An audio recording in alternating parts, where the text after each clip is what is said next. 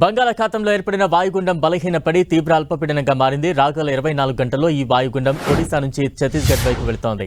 దీని ప్రభావంతో రానున్న 24 గంటల్లో భారీ నుంచి అతి భారీ వర్షాలు కురిసే ఛాన్స్ ఉంది. అటు భారీ వర్షాల నేపథ్యంలో మత్స్యకారులు వేటకు వెళ్లొద్దని అధికారులు సూచిస్తున్నారు. అటు వాయుగుండం ప్రభావంతో ఏపీలో విస్తారంగా వర్షాలు కురుస్తున్నాయి. దీంతో లోతట్టు ప్రాంతాలు నీట మునిగాయి.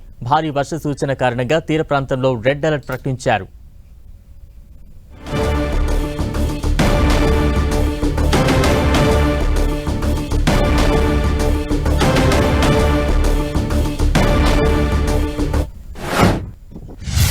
భారీ వర్షాలతో నదులన్నీ పొంగి పొర్లుతున్నాయి. తాజా అప్డేట్స్ అందించేందుకు మా ప్రతినిధి జార్జ్ సిద్ధంగా ఉన్నారు. జార్జ్, బంగాళాఖాతంలో ఏర్పడిన వాయుగుండం క్రమంగా బలహీనపడింది. ప్రస్తుతం ఇది అల్పపీడనంగా కొనసాగుతూ ఉంది. అయితే రాగల 24 గంటల్లో ఇది ఒరిస్సా ఛత్తీస్గఢ్ వైపు పయనిస్తూ ఉందని చెప్తున్నారు. అయినప్పటికీ దీని ప్రభావంతో రాగల 24 గంటల్లో సైతం కూడా ఆంధ్రప్రదేశ్లోని అల్లూరు సీతారామరాజు జిల్లా అలాగే ఏలూరు జిల్లాలో భారీ నుంచి అతి భారీ వర్షాలు కురుస్తాయని చెప్తూ ఉన్నారు. దానికి ఆరెంజ్ మెసేజ్ని కూడా జారీ చేశారు. మిగిలిన వాటికి ఎల్లో మెసేజ్ అనేది జారీ చేయడం జరిగింది. 1-2 చోట్ల ఈ ఎల్లో మెసేజ్ జారీ చేసిన చోట్ల కూడా 1-2 చోట్ల భారీ నుంచి అతి భారీ వర్షాలు నమోదవుతాయి. ముఖ్యంగా ఈ అల్లూరు జిల్లా అలాగే ఏలూరు జిల్లా ప్రజలంతా కూడా అప్రమత్తంగా ఉండాలి. ఎందుకంటే ఇప్పటికే ఏజెన్సీలో చూసుకున్నట్లయితే కనుక విస్తారంగా వర్షాలు కురుస్తూ ఉన్నాయి. ఈ నేపథ్యంలోనే అత్యధికంగా ఏజెన్సీ ప్రాంతాల్లోనే 21 సెంటీమీటర్లు సైతం కూడా వర్షపాతం అనేది నమోదైంది. ఈ నేపథ్యంలో అక్కడ ఉన్న వాగులు వంకలు పొంగి పొర్లుతున్నాయి. ఇప్పటికే ఏజెన్సీ ప్రాంతాల్లో ఉన్న 7 గ్రామాల ప్రజలను సైతం కూడా పునరావాస కేంద్రాలకు తరలించడం జరిగింది. అక్కడ వారికి కావాల్సిన ఆహార వైద్య సదుపాయాలకు సైతం కూడా ఏర్పాటు చేశారు. ఈ వర్షాలు కురుస్తూ ఉన్న నేపథ్యంలో ఎడతెరపు లేకుండా కురుస్తున్న వర్షాల కారణంగా ఇటు హోంమంత్రి సైతం కూడా ఇటు శ్రీకాకుళం, విజయనగరం అలాగే ఈ అల్లూరు సీతారాములు ఉమ్మడి విశాఖ జిల్లాకు సంబంధించిన కలెక్టర్లతో కూడా కాన్ఫరెన్స్ నిర్వహించారు.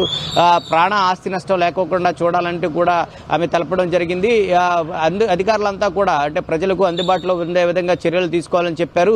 ఇప్పటికీ కూడా చూసుకున్నట్లయితే కనుక ఇటు కలెక్టరేట్ లో కమాండ్ కంట్రోల్ రూమ్ లో అలాగే మండల స్థాయిలో కూడా కంట్రోల్ రూమ్ లో ఏర్పాటు చేయడం జరిగింది. రెవెన్యూ అధికారులంతా కూడా సిద్ధంగా ఉన్నారు.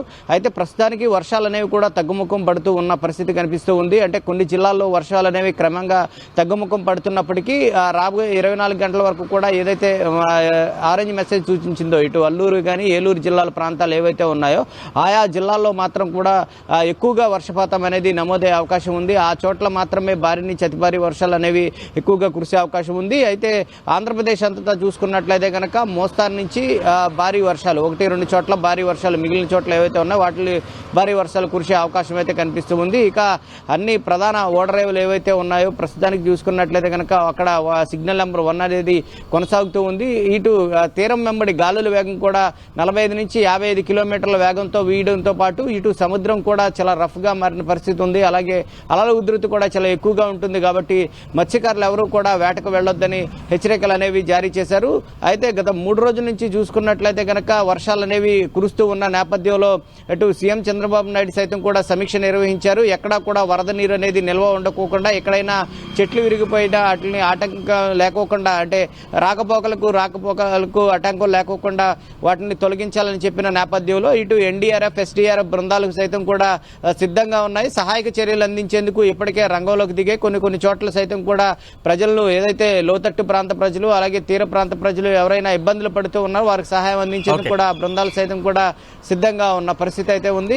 మొత్తం మీద చూసుకున్నట్లయితే కనుక 24 గంటల పాటు దీని ప్రభావం అంటే ఇది బలహీన పడినప్పటికీ కూడా 24 గంటల వరకు కూడా దీని ప్రభావం ఉంటుంది. కాబట్టి ప్రజలంతా కూడా అప్రమత్తత వ్యవహరించాలని వాతావరణ శాఖ చెబుతూ ఉంది.